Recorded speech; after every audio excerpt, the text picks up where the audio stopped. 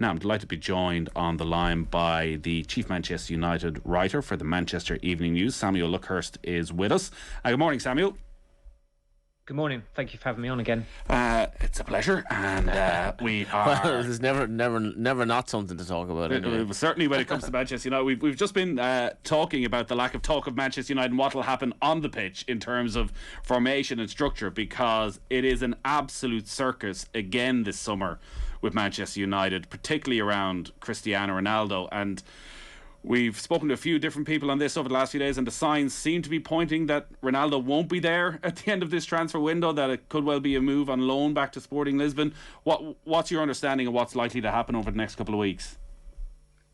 I think there's certainly a conscious effort on Ronaldo's part and his team's part to try and keep him as relevant as possible. They've had Chelsea mentioned, you've had Bayern Munich mentioned, Atletico Madrid mentioned. Some of those links have been credible, have been concrete. There have been some discussions. In the case of others, there haven't been any discussions, and some of the clubs have been a little bit bemused by it all. As far as Sporting Lisbon are concerned, it's another obvious team to link him with. It would be going back to Portugal. It's the team he started his career at, and most importantly, they're a Champions League side. Quite how they would actually afford his wages, I don't know. That's the other stumbling block there. But again, I think as long as Ronaldo's at United, his team, obviously Jorge Mendes is his agent, and normally in football, if there is an agent who can make the impossible possible, it is Jorge Mendes. But for those of us who are covering United, how much of a motivating factor for Ronaldo is money right now? Well, he's had a big salary cut by United not qualifying for the Champions League. All the players have had a 25% hit as far as their Our thoughts and prayers are with Ronaldo at this time and all that. Yeah. I know. I mean, it's one of the reasons why Nottingham Forest had no problem covering all of Dean Henderson's wages, because although Henderson does earn excess of 100 grand a week, that's obviously been slashed to a five-figure amount. So it's easier for Forest to be able to get a good goalkeeper in, a Premier League goalkeeper in, to become their number one. But as far as Ronaldo's concerned, I think Champions League football and trying to remain and stay among the elite is the major factor. But obviously, when you're on a big salary and you take quite a hit to it, and there might be another club out there who would offer you more, that's always going to be an incentive. But I do genuinely think that sporting reasons do trump the money in this case. What are the feelings, Samuel, around Manchester United fans at this stage, from your perspective, in relation to Ronaldo? It's a little bit mixed. There has been a shift in mood because of how they've played in pre-season, particularly on the pre-season tour, where you've seen 320-something forwards play quite well, score, move fluidly. It was quite telling that at half-time of the Villa game, when United were 2-0 up, and again, the front three had been playing very well, that Ronaldo posted that photo of him working out, almost again just to try and stay relevant, to remind people that he was still around, that he's still the man in his eyes, or the king, as he said last week. But ultimately, he is the most dependable goal scorer in that team. And it has got to the point now where, because it has become a bit of a circus, a lot of fans wouldn't mind it if he just packed up his tents and left town, a little bit like with the Paul Pogba scenario. But with Ronaldo, at least it won't go on for as long as it did with Pogba. But if he does stay, I think United fans would accept that, because we've been in this situation before, going back to 2008. He was agitating to leave for Real Madrid that year. Sir Alex Ferguson got one more year out of him, and then you had a season where there was a lot of scrutiny on him. He would score a goal, he wouldn't celebrate. That was the story.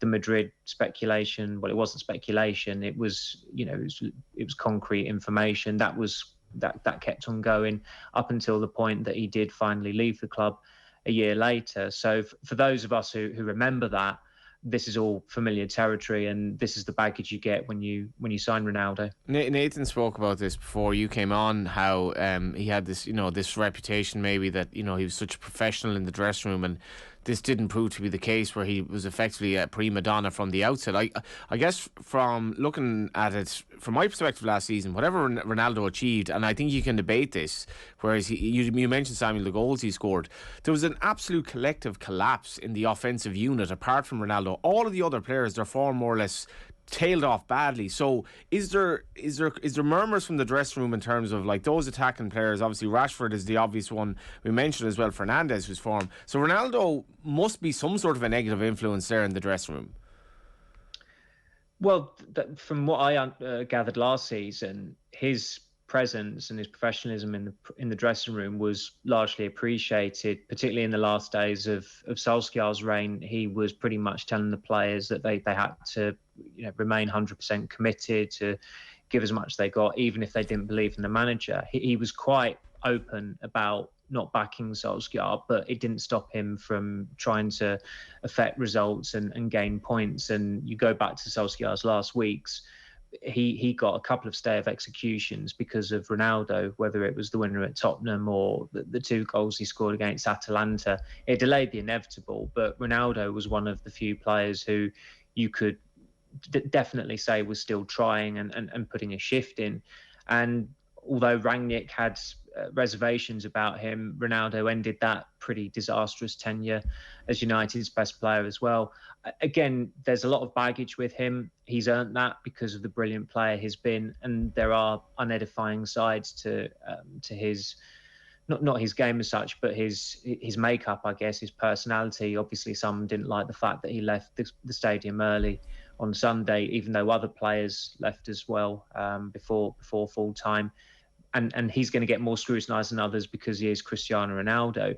But he is by and large appreciated by his teammates. There will be some players who will be hoping that he does go.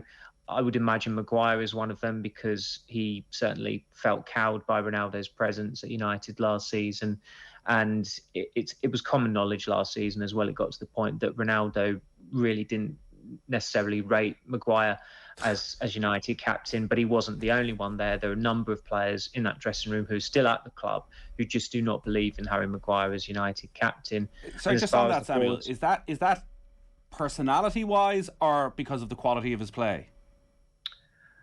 I don't think so much the quality of his play. I think there's an appreciation that he is a good defender, but ultimately, and this is an opinion shared by a lot of United supporters as well, they look at Harry Maguire and they think you're not a Man United captain. And he's not the first. I mean, the recent list of captains has been an underwhelming list. I mean, Antonio Valencia had it for a year, and I think in all his time in England, he probably spoke about a dozen words of English on camera. Then it was Ashley Young, and that only lasted 6 months before he went to Inter Milan. And then Maguire got it just six months into his United career. So it was a pretty premature appointment, but he was Ole Gunnar Solskjaer's man. He was the £80 million signing. He was on a 6-year contract. It made a lot of sense from the manager's perspective, but objectively, there were a lot of issues with making Maguire captain, and so that's proved to be the case looking at last season. It's so important as well, Simon. You look at Henderson and you look at the Liverpool, what they are, what they embody, and this was a feature of Man United, because Maguire, you could tell. I mean, you could tell from looking at his performances, he's not a bad footballer, but you could tell he was making mistakes, and his body language, he was all over the place. But this lack of leadership, it was a serious issue, you could tell, in that team week to week. It certainly was, and I didn't notice it at the time, but when Ronaldo scored his 3rd goal against Norwich to put United 3-2 up again, they were 2-0 up, it went 2-2, it was spiralling, Pogba was getting abused, but then Ronaldo did what he often did last season and he won the game. There was a clip afterwards that a fan had filmed of Maguire, in that he was the only outfield player who didn't celebrate with Ronaldo. And a lot of fans picked up on that, to the point that a few weeks later, when I was, I think, in attendance for the last home game of the season, Ronaldo came off, or he was getting a round of applause for something. And some supporters noticed that Maguire was sat down and not applauding, and they started to give Maguire jib over it. They asked him to show some effing respect, I believe was the words used by one supporter. So Maguire has lost a lot of confidence in the fan base. He's a lot of confidence among teammates. But then when you go look at the booing he received recently in Melbourne, certainly things like that can work in his favour, because it will, whip up the other section of the United fan base who are supportive and who would never turn on the players to get behind him. And that certainly happened last season after the booing from Great England fans during the March internationals. Something that Ronaldo and Harry Maguire do have in common is that they topped this list that was released yesterday of most abused players on Twitter last season. It was research carried out by the Alan Turing Institute and Ofcom, analysed 2.3 million messages directed at Premier League players over the last 5 months of last season. It found 60,000 posts deemed abusive, with 68% of players in the top flight receiving at least one message in that period. Ronaldo received the most, followed by Harry Maguire and then Marcus Rashford. 8 Manchester United players featured in the top 10.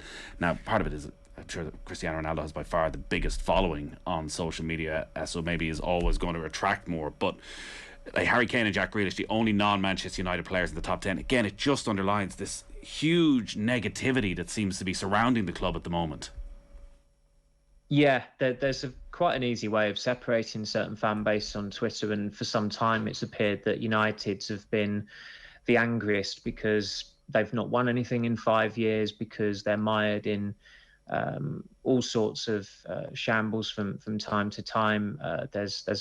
Last season they couldn't go a month without a crisis. It felt like there was a crisis every week. I suppose Ronaldo's towards the top of that list, or tops that list, because you've got this rivalry with Lionel Messi fanboys on Twitter, because Ronaldo by and large doesn't get much abuse at all he doesn't get any abuse from knowledgeable and sus Manchester United supporters. With Maguire, I thought he might have been in a league of his own, because he has really copped a hell of a lot of flack for quite a long time at United. There's this warped faction of the United fan base, which is quite bizarre, in that they do not like English players playing for England's most famous football club.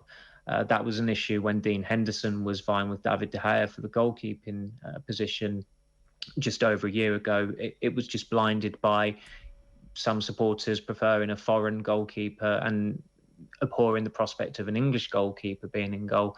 And there are some who think that Solskjaer showed too much solidarity with English players last season. I can't see any proof of that. I mean, just take Marcus Rashford, for example. He dropped him quite quickly after he came back into the team, and Rashford felt that his development was hindered by Solskjaer's management and lack of coaching. He wasn't someone who stepped onto the training pitch. But as you say, with the season starting just 4 days' time, and for them to have only made 3 signings, only sold 1 player in this summer where there's supposed to be this massive squad rebuild, they're massively behind the curve again. But I don't think there's been a point in the last 9 years where they've actually been ahead of the curve at all. So just to put a wrap on the Ronaldo situation, like we comment in from John Claffey saying Ronaldo's the typical player Fergie would have got rid of back in the day, and Ferguson is obviously involved in this now in the background. But in terms of what happens next, like, I'm sure there's a huge PR angle for this, because from Erik Ten Hag's point of view, like, it'd be a big PR win if he's the one who decided, if publicly it's seen that he decided, I'm not putting up with Ronaldo leaving our friendly before the end of the game. I've had enough. I want this guy out of the club. Whereas Ronaldo's people clearly want to be seen, well, United aren't a Champions League team. He's going back home to Sporting Lisbon for the love of it. Like, how is this going to develop over the next couple of weeks? It would surprise me if it goes until deadline day, just because that's the way the player and his team are operating. And United, their hands are tied unless they get an acceptable bid that comes in. But it is something that's where Ronaldo is actually back in the fold again. I think it's only going to intensify. It was quite noticeable during a stoppage in the first half against Vallecano on Saturday, when Ten Hag made a beeline for Ronaldo. Obviously, all of us, the press box was pretty sparse, but those of us there were scrutinising what was going on. It was quite apparent that Ronaldo didn't necessarily appreciate what Ten Hag was saying, just going off the body language.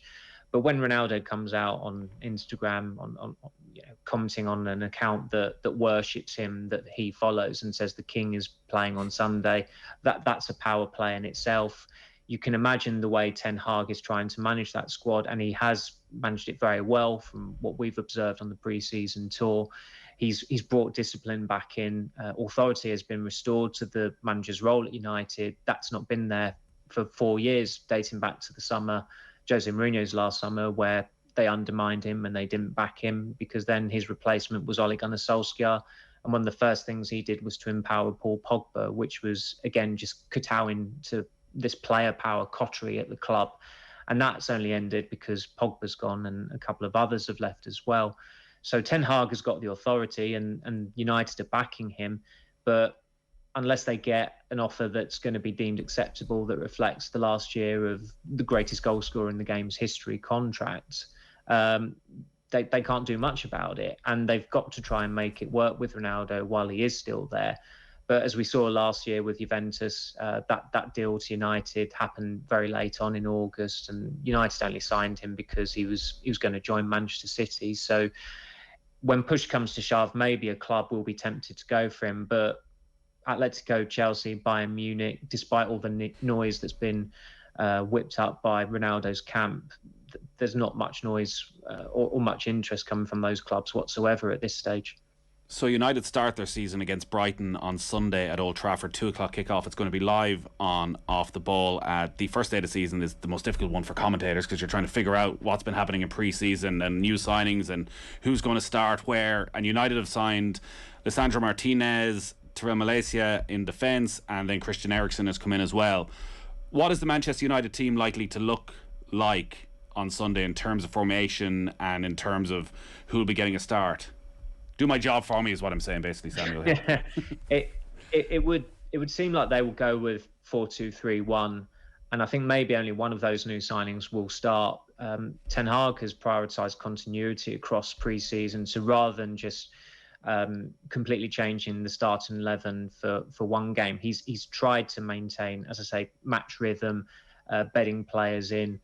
Victor Lindelof, who is effectively the fourth choice centre-back, he's actually started in 5 of the pre-season games. The only one he didn't start in was the Vallecano game on Sunday, which was reserved for the reserves, if you like, because United played against Atletico Madrid in Oslo on Saturday.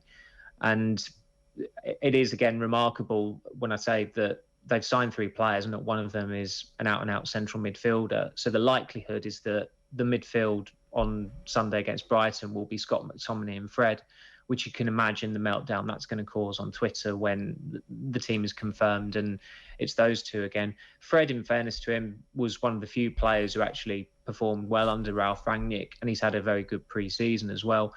With McTominay, he has a ceiling, and that's been apparent for quite some time, and maybe Ten Hag can improve him because United actually now have a permanent manager who does the coaching, who leaves the office and manages players in a very specific way. And the drills they've been doing in pre-season, having observed them, have been very innovative, and there's always been a purpose to them. And United are trying to play a more sophisticated, proactive, possession-based style. And you could see how well the players actually adapted to that, which was maybe one of the more surprising things on tour, that the players proved that they're not bad players, as bad as they were last season. When they've got a good coach overseeing things, they can adapt quite quickly. But there's only so much Ten Hag can mask as a very good coach, because although the football's improved and the coaching has improved, the squad has barely improved. They're so short or light of proven attackers. And at the moment, they're hanging their hat on Anthony Martial to be the dependable goal scorer, the number 9. And certainly entering the summer, his future was extremely uncertain. There was not a lot of fanfare about him whatsoever coming out from Old Trafford, but he's the starting number 9. Yet you look at his time at United, he's had 7 seasons there. Only 2 of them have been genuinely good seasons. He scored 8 goals for the club in the last 2 seasons. And when he's presented with competition, whether it's been Ibrahimovic or Sanchez, or Cavani or Ronaldo, he's crumbled. And so it wasn't a surprise on the pre-season tour, where he was completely devoid of any competition, that he played well. And he's impressed the coaches, and he'll certainly start the season. But whether he's going to all of a sudden transform into a mid-20s goal scorer for the upcoming season remains to be seen. So I think it's pretty clear at this stage anyway that they're going to be active in the transfer market right up until deadline day, because they're just too short in too many departments still. And the central midfield position, you mentioned McTominay and Fred, and what inevitably will come at the weekend when they start in that two in midfield. I sort of assumed throughout last season that like Declan Rice would be a Manchester United player this summer. Like he's been linked with them for so long. It's such an obvious player to come in and take hold of that position. Have they done anything about that central midfield role? And is there a reason why their interest in Rice from the outside looks like it's cooled? They just could not get him this summer. They are restricted by the profile of targets they can get because they're not a Champions League club anymore. They've just had their most disastrous season probably since the relegation in 1974. They are a tough sell to a lot of players, the calibre of players that they would like to have. And in Rice's case, with his contract situation, I think West Ham were always confident they could keep him for one more year. But there is going to come a point where they're going to have to sell him because his value may dwindle. He's not going to want to be at West Ham for the rest of his career. Let's be frank about that. West Ham had their best season in years and years and years last season. United had their worst season in decades, and United still finished above West Ham with David Moyes there. Very good coach, there he is, and he's done a really good job at West Ham. Again, there's a ceiling, and I think last season was probably as good as it got for West Ham. I certainly don't see them finishing above United this season or forcing their way into the Champions League. Maybe they'd have done it last season had they won the Europa League, of course, but they fell short there eventually. So Rice was just not on the agenda for United this summer. Last summer, they probably had a better chance of signing him, but again, he was unattainable just because of the length left on his contract. And obviously, I think West Ham can trigger it by a year as well, which just delays the inevitable because, again, nobody envisages him seeing out his career at West Ham or signing a new contract there. So that's why they've been in for Frenkie de Jong for, I believe it's 12 weeks to the day since they first contacted Barcelona about him. And the only reason they're in for Frenkie de Jong is because of the manager.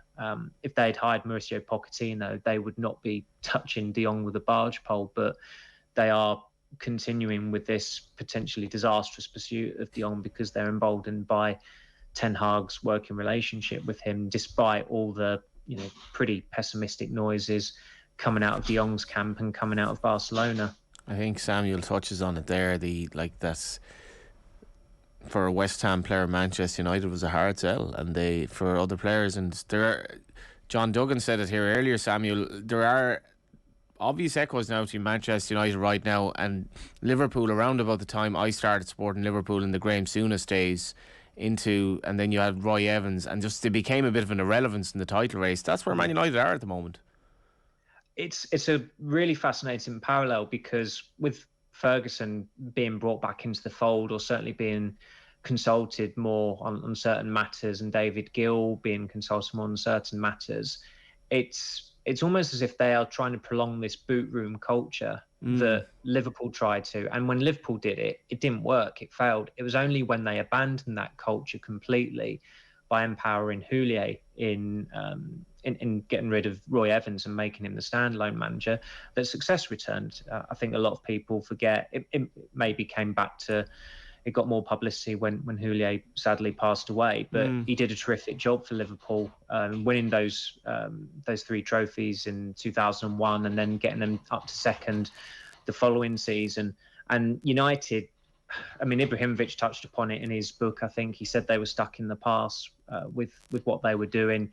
They are trying to be more progressive with the way they do things, but when you bring in Ferguson back into the fold, who absolutely great manager that he was for United and did great things for that club, but I don't necessarily think that they should be, seeking his advice on things when he's been an ambassador for 9 years. And David Gill was an extremely overrated chief executive as well. It was just a case of Sir Alex Ferguson asking him to sign players and he would sign them. And in the case of maybe Wesley Sneijder or Mesut Ozil or all these other players that they didn't sign, he didn't sign them.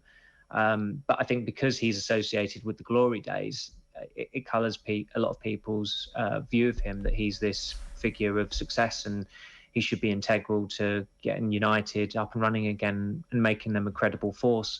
but they just can't separate or divorce themselves from the glory era. They have to have some form of attachment with someone there, whether it was the ludicrous decision of, keeping Solskjaer as long as they did, or re-signing Ronaldo because he was only going to join Manchester City. And until somebody comes in and is objective, and let's face it, Rangnick was an objective troubleshooter there last season. He was fascinating to listen to. Not a particularly good manager, but I think his way in terms of how United should operate was pretty sound. And his consultancy contract was ripped up before it had even become active. I think Ten Hag was not even a week into the job when Rangnick was let go, and we could see that coming as well. But again, for those of us who cover United quite meticulously, I just don't see the sense in this attachment to the past. I think it's becoming a weakness. To wrap up, the lads on TalkSport would say couldn't believe their luck when they sat down with Dean Henderson yesterday, where he went to town on Manchester United. Obviously was backup keeper last season to David De Gea. He said he was promised that he'd be the number one. Said, I turned down so many good loan moves last summer for that reason, and they wouldn't let me go. It was frustrating to sit there, waste 12 months is criminal really. At my age, I was fuming. Has Dean Henderson got reason to be frustrated? Yeah, you can see why United never put him up for interview when he came back to the club for those 2 seasons. And I think he said that as well yesterday. He said, it's evident I've not done an interview for 2 years, even ahead of Europa League games or Champions League group stage I just don't know why. I just don't know why they wouldn't let me speak. I know. But I did that story last year that he was promised to be number one, but then he contracted COVID. He was laid low with it. The transfer window closed. But again, that was just indecisiveness, classic indecisiveness from Ole Gunnar Solskjaer, in that he didn't follow through with that decision. Tom Heaton rejoined the club on the understanding that he would be the number two, because United intended to phase out De Gea, probably try and get him out on loan, because there was no way a club who are dreadful at selling players would have sold their highest earner at the time, and someone who had 3 years left on his contract. But then what happens is that De Gea ends up being the players' player of the season, and finished runner-up to Ronaldo in the fans' player of the season, because Solskjaer just did not have the courage to stick to his guns and go with Henderson, which was the original plan. And Henderson got fobbed off a couple of times in the 2021 season, where Solskjaer promised him he would start games, then he'd renege on that pledge, and De Gea would start. That season was remarkable in that Henderson only became the number one for a short period because of a pregnant woman. De Gea left to go on paternity leave in Spain when his wife gave birth, I think in March of 2021, which nobody would have blamed him for, especially at that time with the pandemic. And that's the only reason why Dean Henderson had the run of games that he did, and became number one, as I say, for a very brief period. And then it was COVID that allowed Solskjaer to restore De Gea as number one the next season, and Henderson barely got a look in. And let's face it, Henderson was not the only player at United who suffered because of Solskjaer's indecisiveness. Donny van der Beek, Jesse Lingard, Edinson Cavani, Axel Tuanzebe, Diogo Dalot, the list goes on. There were so many disgruntled players because Solskjaer's man management, which certainly at the start of his reign was tactful and certainly successful, just wasn't working anymore. And as I said, that indecisiveness just didn't help the dressing room dynamic at the club. All right, Samuel Luckhurst, there's plenty to talk about as always when it comes to Manchester United. That was great stuff. Thank you ever so much. Thank you for having me on.